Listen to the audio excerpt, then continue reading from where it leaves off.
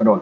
सरहद पार का एक दूसरा प्यार, हालांकि ये लीगल है और उनके वकील हैं रेनू सिंह हमारे साथ मौजूद हैं। सोनिया अख्तर का मामला है वो आप ही देखते हो, तो कहाँ तक पहुंची है आपकी जो पूरा प्रक्रिया है अभी कानून की? प्रक्रिया में कोई देरी नहीं है, प्रक्रिया पूरी हो चुकी है हमारी। जो सेंट्रल गवर्नमेंट की परमिशन आनी थी वो भी आ चुकी है। अब प्रक्रिया स्ट्राइक है कोर्ट की, स्ट्राइक ख़त्म हो जाएगी, 1-2 दिन की बात है। सूरजपुर कोर्ट की स्ट्राइक ख़त्म हो जाएगी, फिर केस प्रोसेस कर देंगे।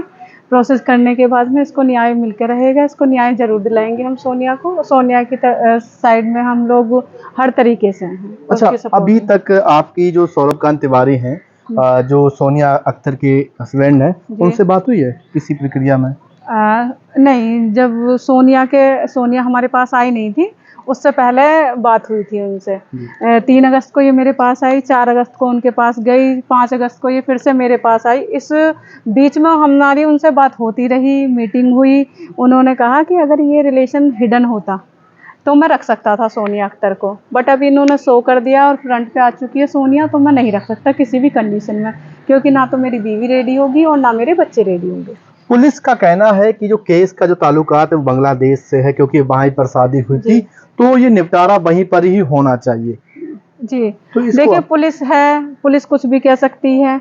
एक्चुअली क्या है कि बांग्लादेश में शादी हुई, बांग्लादेश में धर्मांतरण हुआ, वहाँ पर ये खुश थी, वहाँ पर सब कुछ ठीक था, लेकिन स्टार्टिंग कहाँ से हुई, एक्सेप्ट कहाँ कर रहे हैं, कहाँ नहीं कर रहे हैं, वो इंडिया में।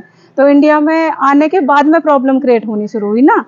वहाँ वहाँ से तो कोई प्रॉब्लम ही नहीं हुई, वहाँ तो ये रहते थे, खुशहाल ज़िंदगी जीते थे, बच्चे के साथ में रहते थे। जैसे कि उन्होंने वीडियो भी शो करी हैं, फ़ोटोज़ भी शो करे हैं, तो वो लगातार उनके साथ में रहते रहे हैं। फिर वहाँ से जब उन्होंने कॉन्टैक्ट ही नहीं किया है, फिर वो इंडिया आई हैं। इंडिया आने के बाद में वो एक्सेप्ट करने के लिए मना कर रहे हैं। तो ये जो सारा प्रोसेस है ये इंडिया में हुआ है, बांग्लादेश में नहीं हुआ। अच्छा, अब मानो कि बताया जा रहा है दोनों मुस्लिम हो चुके हैं, जी, तो दूसरी शादी लीगल है इसमें? हाँ जी, दूसरी शादी लीगल है, क्योंकि उन्होंने जो धर्म एक्सेप्ट किया है वो मतलब अपनी मर्जी से। बांग्लादेश के हिसाब से मुस्लिम है सौरभ तिवारी, अगर वो भारत में रहते हैं जी, तो वो हिंदू है मुस्लिम है? मुस्लिम है वो, यहाँ क्योंकि भी उनका मुस्लिम है? सर्टिफिकेट है। जी जी। हाँ, और उन्होंने पूरी प्रक्रियाएं अपनाई हैं देखिए जो वो तो मुस्लिम धर्म में एक्सेप्ट नहीं कर रहे, उनका कहना है कि जबरन कराया गया। जबरन जबरन क्या हो सकता है, धर्मांतरण हो सकता है जबरन। ठीक है, पासपोर्ट कह रहे थे वो कि मेरा पासपोर्ट छीन के रखा गया। अब एक बात बताइए, 2 साल की, ये 2-2.5 साल की प्रक्रिया रही इनकी शादी का, धर्मांतरण का।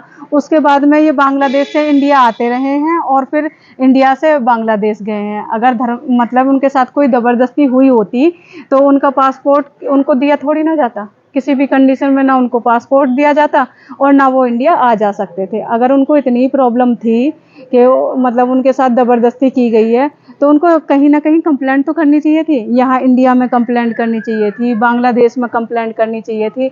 उन्होंने कहीं पर कंप्लेंट ही नहीं करी, या कोई मारपीट की शिकायत करनी चाहिए थी। भाई हम किसी को बंदिशों में रखेंगे, अगर वो हमसे छूट के जाता है तो सबसे पहले वो क्या करेगा, कंप्लेंट करेगा, फिर वापस जाएगा नहीं।